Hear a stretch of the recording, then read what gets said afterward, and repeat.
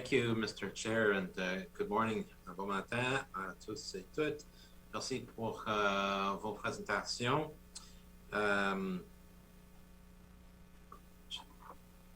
Just a minute. D'accord. I've had the opportunity to meet with each of your teams over time, and it's always very impressive the work you're doing. The changes in the utility sector are coming fast and furious with the uptake of decentralized generation of renewables, people putting solar panels on their roofs, microgrid, the interest in microgrids that we've already heard about from the Port of Baldoon here, for example, the development of storage systems that are coming in place, like St. John Energy has established one, and the discussions we've heard today about the future of net zero energy buildings, particularly ultimately driven by future building code changes. So I'm interested in a number of things in your recommendations. One of them is the need to address legislative and regulatory barriers to the deployment and integration of distributed generation, storage, smart grid technologies. Can you just walk us through specifically what particular legislative or regulatory barriers exist from your perspective? Sure. Thank you for the question, Mr. Kuhn. I think it would be safe to say that much of the disruption that we're currently, seeing happen, and certainly what we project into the future, was, certainly would never have been contemplated when the legislation was created and the regulation and put into place. So you can't go very far down that path before you start to run into, some gray. But having said that, there is a lot that can be done within the existing framework, especially as it relates to greening the grid and demand side management. So there certainly is the ability to continue to make progress. But again, we feel it's very important that before specific changes get made to legislation and regulation, or further changes are made to legislation and regulation, that there be a step back, that a vision would be set for the province in terms of, how might we decarbonize, the system. And then with that vision, a roadmap could result. What do we want to accomplish over what time frame? And then I believe with that, it would be then most appropriate to determine, exactly, what would need to happen in terms of legislative reform and regulatory reform. Okay, thank you for that response. Are there specific things that just from the perspective of the municipal utilities for each of you, Mr. Dion, Mr. Roy, and you, Mr. Mitchell, are things you would like to see changed that in legislation or regulation now that creates constraints on the business model that each of your utilities are following? Okay, well, maybe I'll start and certainly invite my colleagues, to add.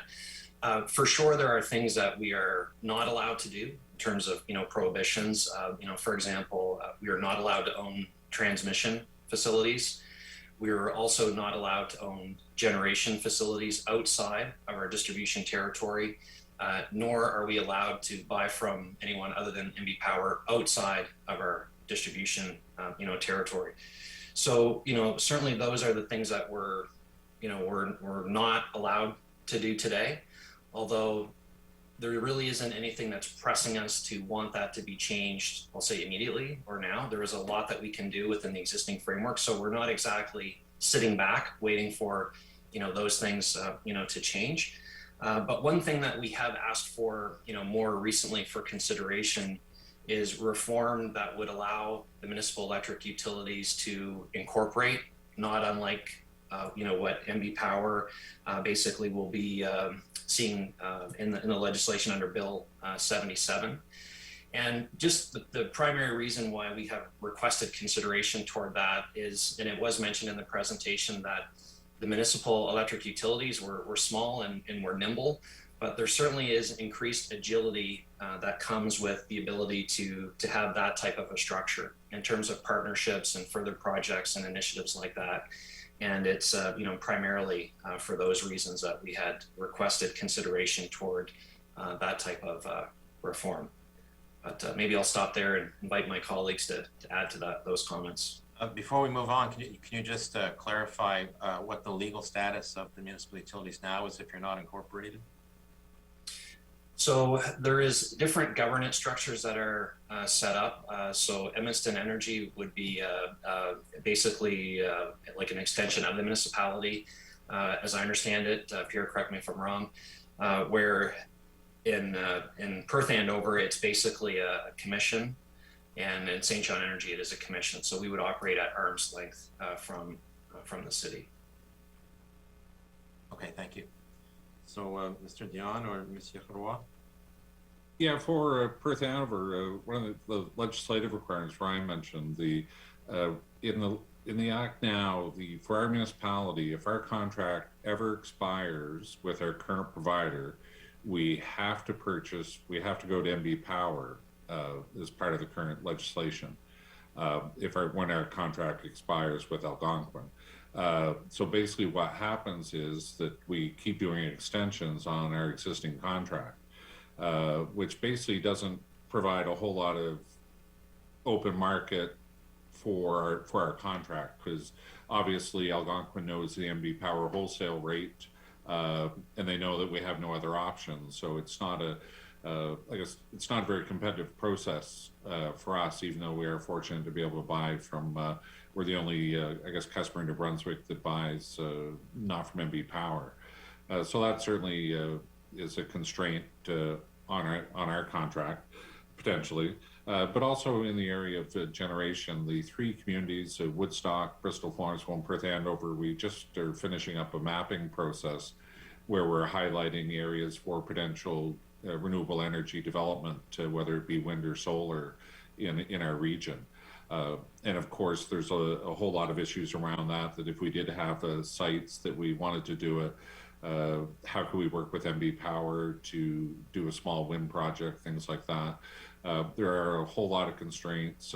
For example, the LRS program for the two communities never did get off the ground, unfortunately. So there seems to be some stumbling blocks to do generation in New Brunswick that it would be great if we could get addressed somehow. Thank you. Et Mr. Roy? De notre côté, on a pas mal les mêmes contraintes que les autres services municipaux.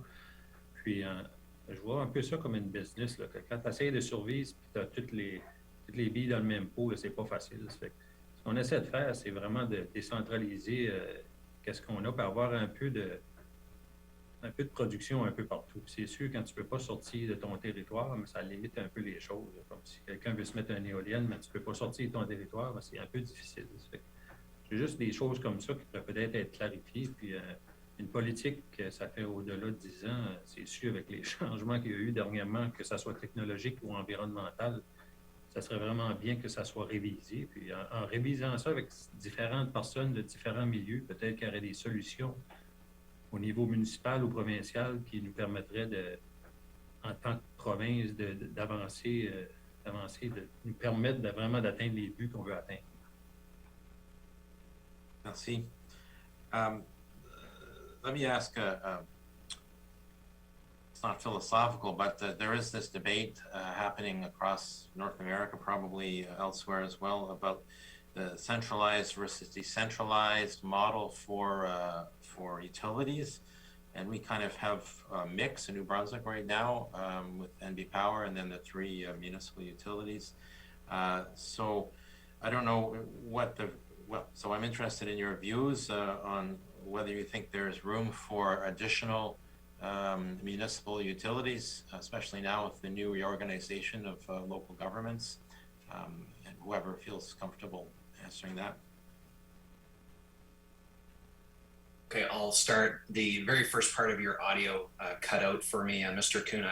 I think you had asked around centralized versus distributed generation and the role for communities and municipal utilities. You know, I would start by saying that what we see, at least on the world stage, is that, you know, generation is increasingly becoming distributed and moving, you know, to the edges and being connected at the distribution level. And a lot of what's driving that is certainly, you know, opportunities, like where the opportunities are to develop renewable energy resources, and combined with the fact that quite often the cost of renewable energy is less than the cost of transmission services, or there is a trend in that direction, which would push you away from doing large centralized projects and then leveraging transmission to distribute it. In many cases, not all cases for sure. You know, certainly it makes sense for, you know, large hydro to be in a single place and then leverage, you know, transmission services, you know, not unlike what's being discussed with the Atlantic loop. But we certainly see there being a trend in that direction for distributed, connected resources. And certainly we feel that there is a great opportunity to leverage, you know, communities and municipal electric utilities in terms of continuing to ensure that ecosystem is successful in the future. So just Okay, thank you very much, Mr. Kuhn. That concludes your 10 minutes. You can take that